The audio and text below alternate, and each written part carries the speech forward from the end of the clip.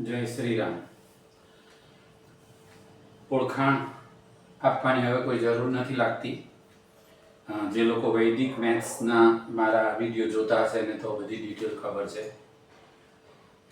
4 master ડિગ્રીઓ છે અને આજે મારી ઈચ્છા છે નાણાં સંચાલન ઉપર ચર્ચા કરવાની.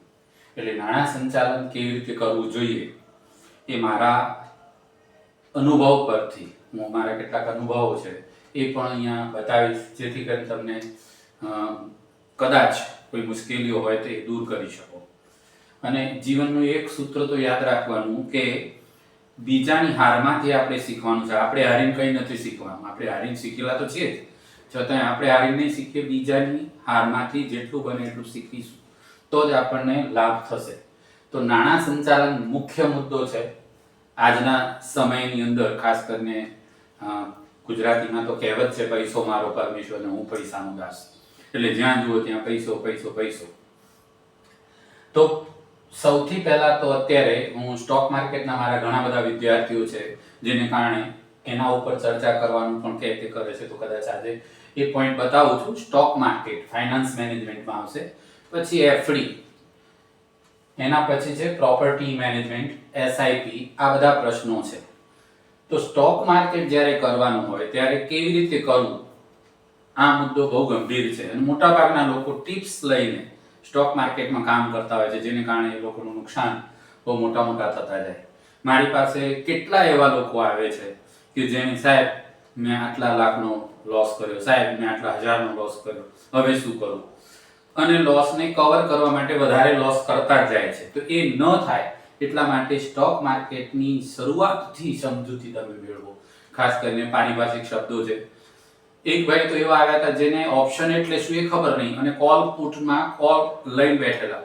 અને જ્યારે એનો દીકરો મારી જોડે ભણવા આવતો હતો ત્યારે એને કીધું મારા પપ્પાને આવું નુકસાન થયું સાહેબ. તો મેં એમને પૂછ્યું કે આ શું તમે લીધું છે, ખબર છે? આવતા ગુરુવારે 0 થવાનું છે. તો કે થતું છે સાહેબ, મારા ફ્રેન્ડે કહ્યું આમ છે તેમ છે. એમ કે એના ફ્રેન્ડના વખાણ કરવા માંડે.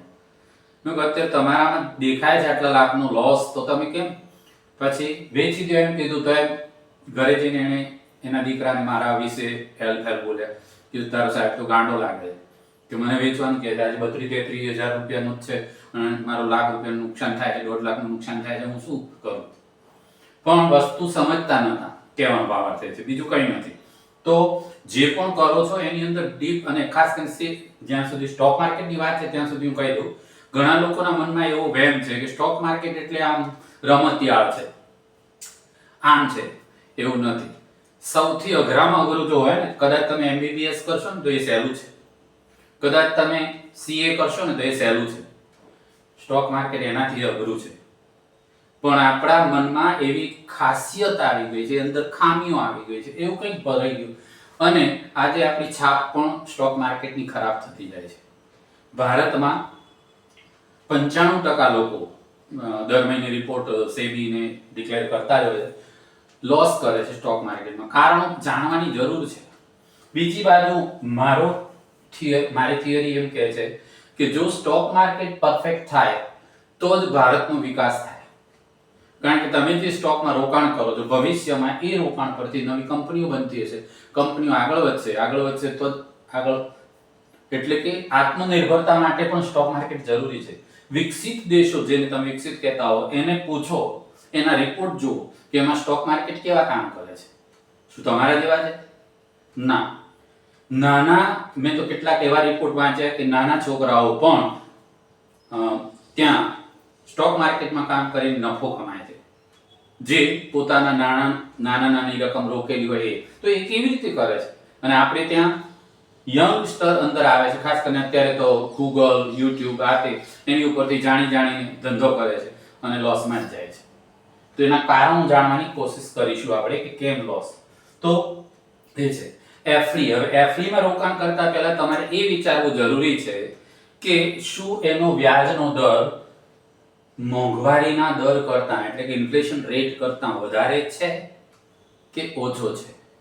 દાખલા તરીકે મોંઘવારી 5% વધે છે દર વર્ષે અને તમને એ 5% કે 10% વર્ષે તમારા રોકાણ પર વ્યાજ આપે છે, તો કોઈ મતલબ નથી. તો એવામાં રોકાણ પણ મતલબ નથી.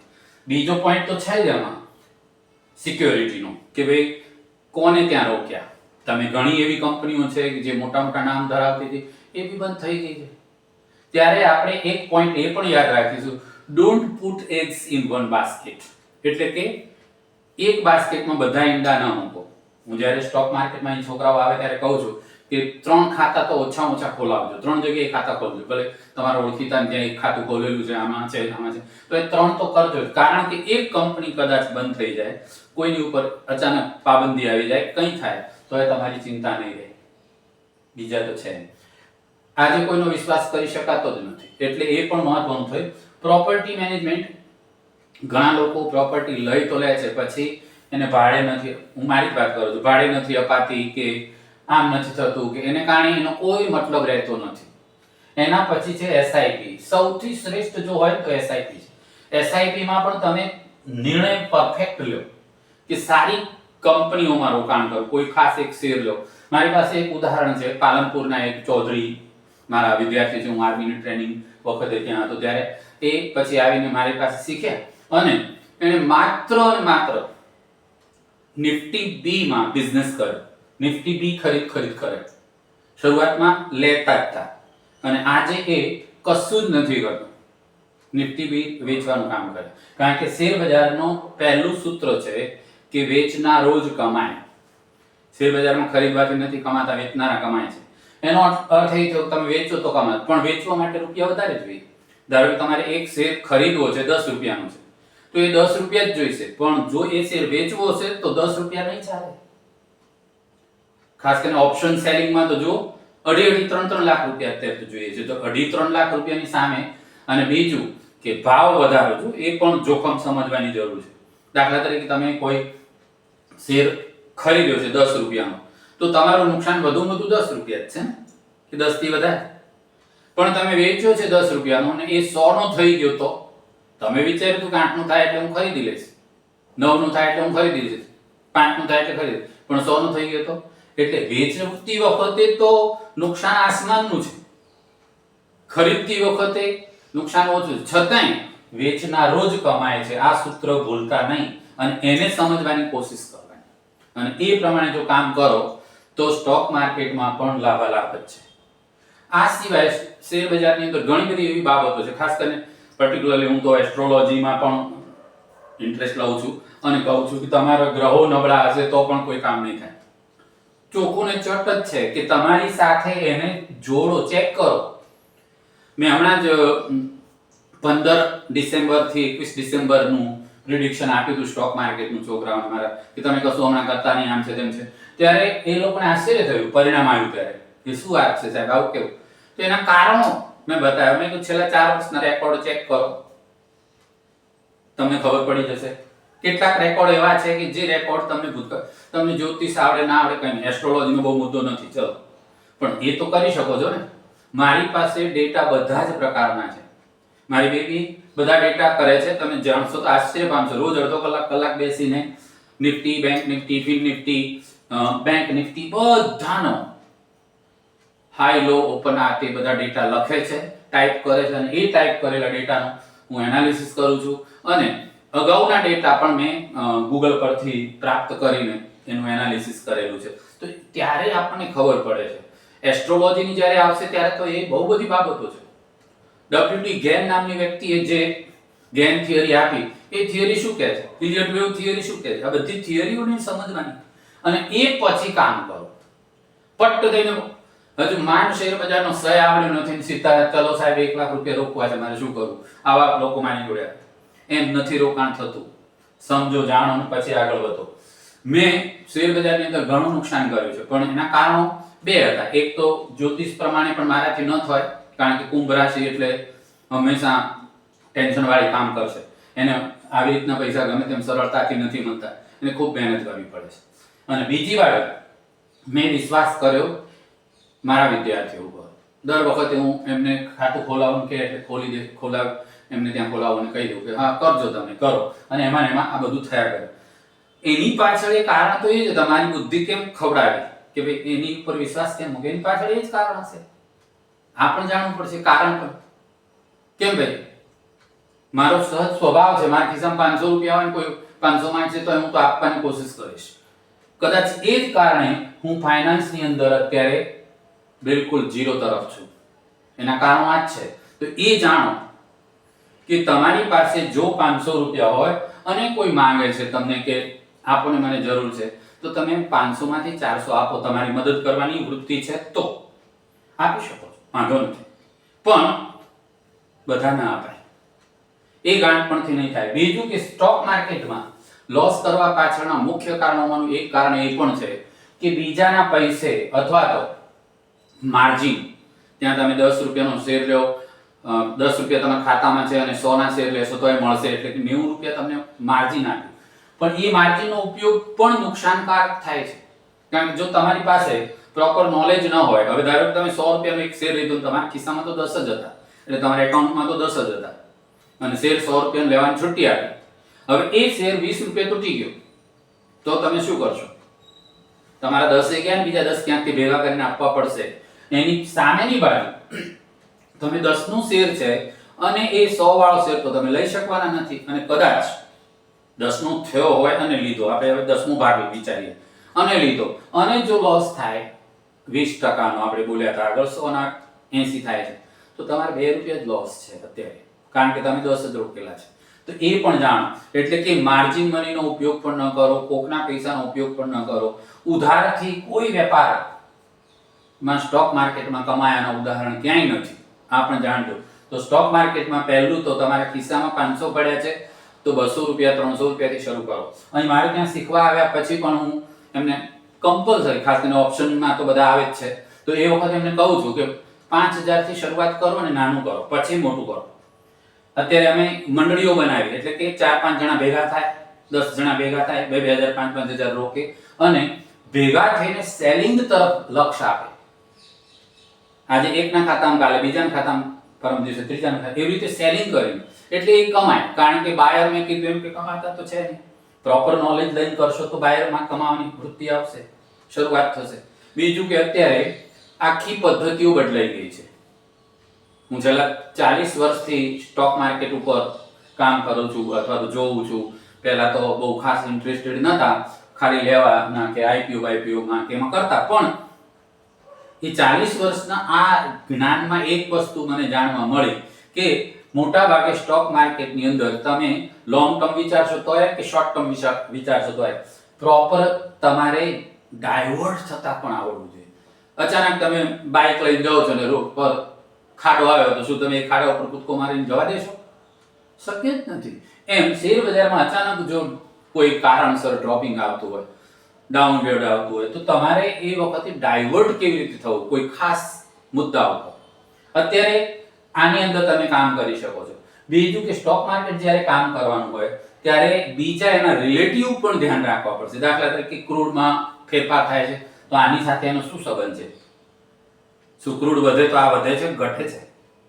ગોલ્ડ, સિલ્વર, જે પણ કોમોડિટી, એ બધાને આની રિલેટિવલી અભ્યાસ કરો અને ત્યાર પછી નક્કી કરો. બીજું સમયનું પણ નક્કી કરો કે કેટલા ટાઈમમાં આ કરી શકાય છે, કેવું કરી શકાય. ઘણા લોકો એવી દલીલો કરે કે ઇન્ટ્રાડેમાં બહુ કમાવાય. તમે ગૂગલ, યુટ્યુબ પર જોશો એટલે તમને ખબર પડશે કેવા કેવા લોકો આવે. આજે તો યુટ્યુબ પર 4 ચોપડી ભણેલા મોટા મોટા અભ્યાસ ના સિલેબસ ચલાવતા થઈ ગયા છે, એટલે એ તો કોઈ કહેવા જેવું નથી.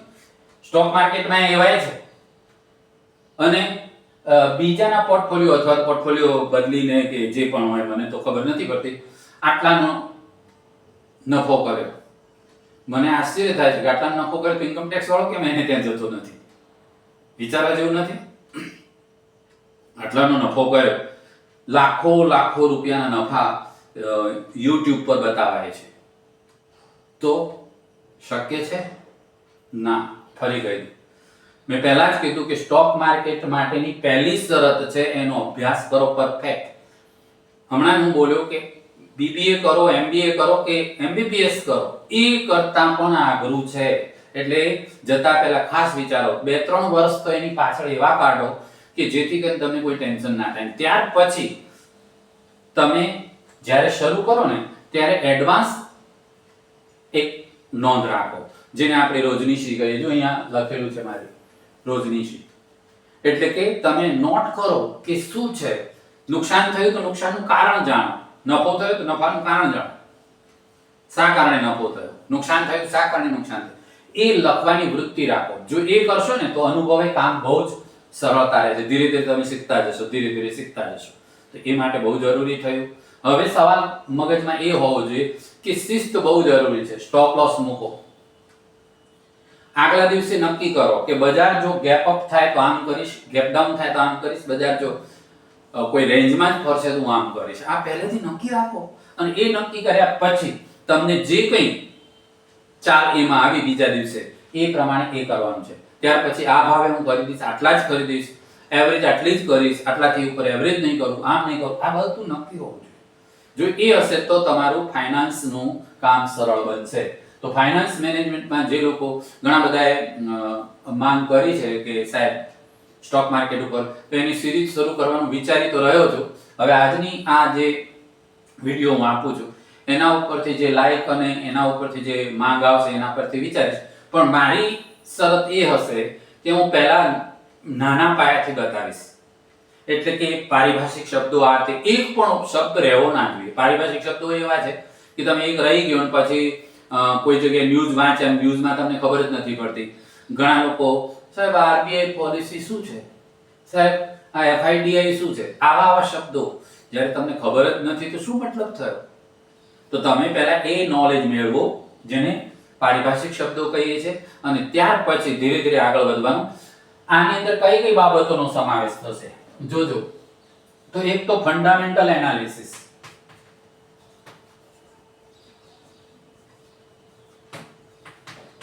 ટેકનિકલ,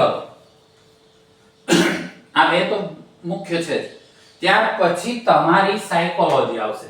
એટલે કે મનોવિજ્ઞાન, ગુજરાતીમાં એને મનોવિજ્ઞાન કહેવાય. તમારી સાયકોલોજી પણ તમને ફિયરમાં, ફોમોમાં મુકાવી દેશે અને ફિયરિંગ કરી અને મિસિંગ ઓપોર્ચ્યુનિટીમાં અરે મેં આ લીધા હોત તો સારું હતું, આ બધા વિચારો આવશે. તો ફોમો વગેરેથી આપણે સાયકોલોજીને સમજવાની છે.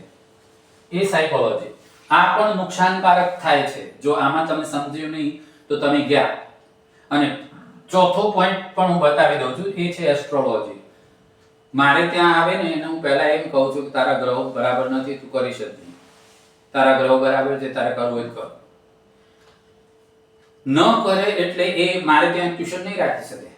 પણ મેં કોઈ દિવસ એવો વિચાર કર્યો નથી ને કર્યો હોત તો કદાચ આ સામેની બધી બિલ્ડિંગો મારી હોત. મૂળ કારણ એ જ છે કે મેં સાચી સલાહ જ આપી અને પૈસા તરફ લક્ષ્ય આપ્યું જ નથી. નાણાં સંચાલનમાં એ પણ અગત્યનો મુદ્દો છે, એ પણ ધ્યાન આપજો. બરાબર કે મેં પહેલા જ કીધું કે તમારા ખિસ્સામાં 500 છે અને કોઈને ઉછીને આપવા છે, દયા ભાવ રાખો, લાગણી રાખો, બધું બરાબર છે. પણ હદ બહાર લાગણી નહીં. મારી પરિસ્થિતિનું કારણ એ હદ બહારની લાગણીઓ પણ છે, તો એ નથી કરવું મારે. હવે તમને એ મારે શીખવાડવું છે કે આવું ન કરો. બરાબર. અને પૈસો મારો પરમેશ્વરી તો છે જ, પણ સગા સંબંધીઓમાં પૈસો વેર જ કરાવે છે. કઈ જગ્યાએ મને બતાવો પૈસાને કારણે સગા સંબંધીઓમાં સારા બનાવો બને, ઉપરથી નુકસાનકારક બનાવો બને. પૈસાને કારણે જ લડ્યા છે, પૈસાને કારણે જ આ થયું. કોઈ સત્તા માટે થયા. કૌરવ પાંડવોની વાત કરો તો સત્તાનો મુદ્દો હતો. આ જ મુદ્દા છે બધા. તો આ પોઈન્ટને સમજવાનું. એના પછી ટેકનિકલ એનાલિસિસ અને ફંડામેન્ટલ એનાલિસિસની સાથે જોડાયેલી છે પ્રાઇસ એક્શન. પ્રાઇસ એક્શન બહુ અગત્યનો મુદ્દો છે.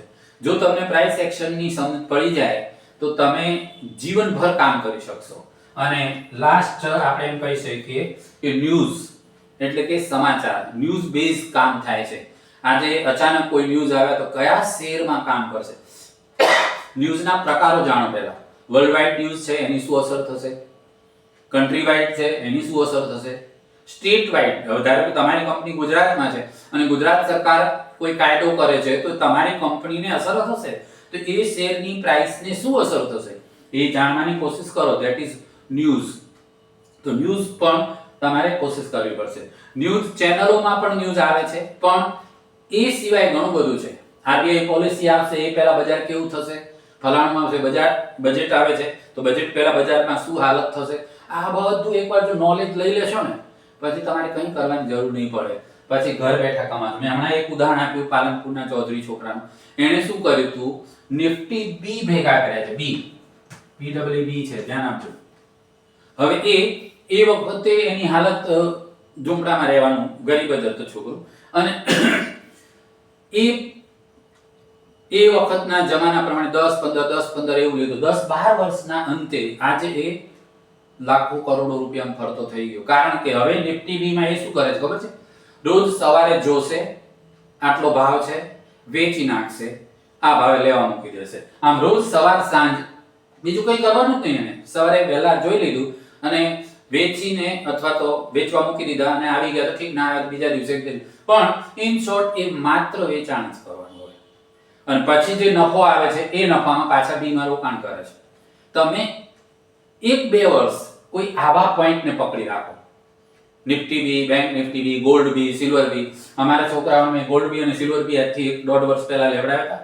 કોઈને પૂછજો શું કર્યું છે એમને, કંઈ કહેવાની જરૂર નથી. નિફ્ટી બી અને ગોલ્ડ બીમાં હજુ ક્યાં સુધી જશે અને ક્યાં અટકશે આ પણ જાણવું જરૂરી છે. અને ત્યાર પછી તમે જો એસઆઈપી ટાઈપનું કર્યું હોય તો અત્યારે ધારો કે તમારી જોડે 1000 બી છે, રૂપિયો જ વધે છે ને ઘટે છે, તો 1000 બી વેચો, 1 રૂપિયો ઘટે એટલે લઈ લો પાછા, તો રોજના 1000 રૂપિયા મળશે. એમાંથી 100-200 રૂપિયા તમારે ગયા બ્રોકરેજ થી લઈને જે કરવું હોય. બ્રોકરેજ અત્યારે 40 રૂપિયા તો થાય છે, 20 જવાના 20 આવવાના, 10-20 રૂપિયા ટેક્સ ગણો, આપણે 100 જ બોલો. અને બીજું મારી થિયરી ખાસ ધ્યાન આપો કે ખર્ચને હું હંમેશા વધુ જ બોલીશ. ખર્ચ જ્યારે 10 થવાનો હોય ત્યારે તમારા મનમાં 15 વાત વિચારવાનું અને આવકને ઓછી વિચારવાનું. એકચ્યુઅલી આપણે ત્યાં ઊંધી રસમ છે. એવું કહેવાય છે કે સ્ત્રીને ઉંમર ન પૂછાય અને પુરુષને આવક ન પૂછાય. પુરુષને તમે આવક પૂછો એટલે પડોશીની આવક અને એની આવકનું મિશ્રણ કરીને જવાબ આપશે, અને સ્ત્રીને ઉંમર પૂછો તો બાજુવાળાના છોકરાને ભાગીને જવાબ આપશે. 28 ની છે અને બાજુવાળાનો છોકરો 1.5 વર્ષનો છે તો 28 ની દોઢે ભાગશે ને જવાબ આપશે. એટલે એવું ન થવું જોઈએ. આપણે જવાબની ટેકનિક પણ સમજવી પડશે. તો જો તમે આવા બી 3-4 વર્ષ શાંતિ રાખીને કરો, જો મજા આવશે તો તમારા માટે બહુ ફાયદો આપશે. બરાબર છે? આવતા એટલે જ્યારે મારે ટાઈમનું સેટિંગ થાય ત્યારે શરૂઆત કરીશું. અને એમાં સ્ટોક માર્કેટમાં મેં કીધું એમ કે કેવી રીતના કામ કરવું નાના પાયેથી, અને ત્યાર પછી આગળ કેવી રીતે વધવું એ હું બતાવીશ. તો ફરી કહી દઉં કે લાઈક કરો, શેર કરો અને સબસ્ક્રાઇબ કરો. કારણ કે મેં જે વૈદિક મેથ્સમાં કર્યું, દુઃખની વાત તો એ છે કે કેટલી સ્કૂલોના પ્રિન્સિપાલ મારા કેટલાક તો વિદ્યાર્થીઓ છે, એવું નથી પ્રિન્સિપાલ હોય કે ટીચર પણ છે, તો એની અંદર કોઈ કશું નથી કહેતા. પર્સનલમાં બધા મોકલે છે, સાહેબ બહુ સરસ છે, તમે એમાં મૂકો તો દેખાશે લોકોને. વોટ્સએપ પર પર્સનલમાં મને એકલાને જ દેખાય છે, તો એ પણ જાણો થોડું અને એવું કોશિશ કરો જેથી મને થોડુંક પ્રોત્સાહન રહે. તો હું કદાચ stock market, commodity market, forex એના ઉપર થોડુંક વિચારી રહ્યો છું. તો આપણે એક સિરીઝ બનાવીશું. તો અત્યારે જય શ્રી રામ.